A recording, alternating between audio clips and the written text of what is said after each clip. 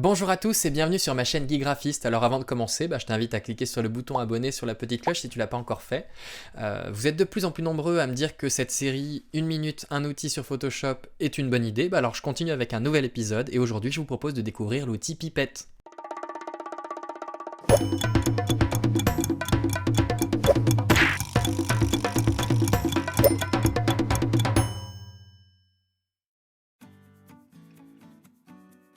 L'outil Pipette, c'est un outil qui vous permet de sélectionner de manière plus ou moins précise la couleur que vous pourriez avoir besoin d'utiliser pour un texte ou pour colorier votre fond ou pour l'outil pinceau. Son raccourci clavier, c'est le I. Il se trouve ici dans la barre d'outils et vous avez quelques petits réglages que vous pouvez faire par-dessus. Donc l'échantillonnage peut se faire sur tous les calques, c'est ce que je vous conseille parce qu'en général, on choisit une couleur qui est apparente. Après, vous pouvez définir plus ou moins les éléments, mais c'est quand même ce qui reste le plus intéressant.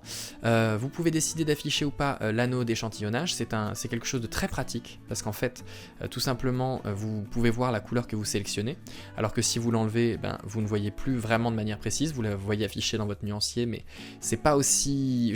on a du mal à se rendre compte quoi. Et vous avez aussi la capacité de dessiner. Donc là, moi, je choisis l'échantillonnage ponctuel parce qu'en fait, c'est un pixel qui m'intéresse, mais vous pourriez étendre votre zone pour avoir une forme de moyenne en fait de la couleur.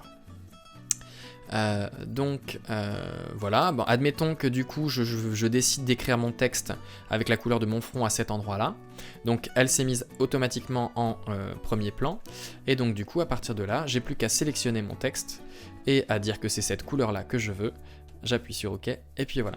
Donc voilà pour l'outil Pipette. Et voilà, cette vidéo est maintenant terminée, alors si tu as la moindre question, n'hésite pas à laisser un commentaire. Tu peux aussi laisser un pouce en l'air si ça t'a plu, ça me permettrait d'augmenter la visibilité de cette vidéo. Pour voir tous mes tutos, c'est sur guygraphiste.fr. Dans tous les cas, je te dis à très bientôt sur les réseaux ou pour de nouvelles vidéos.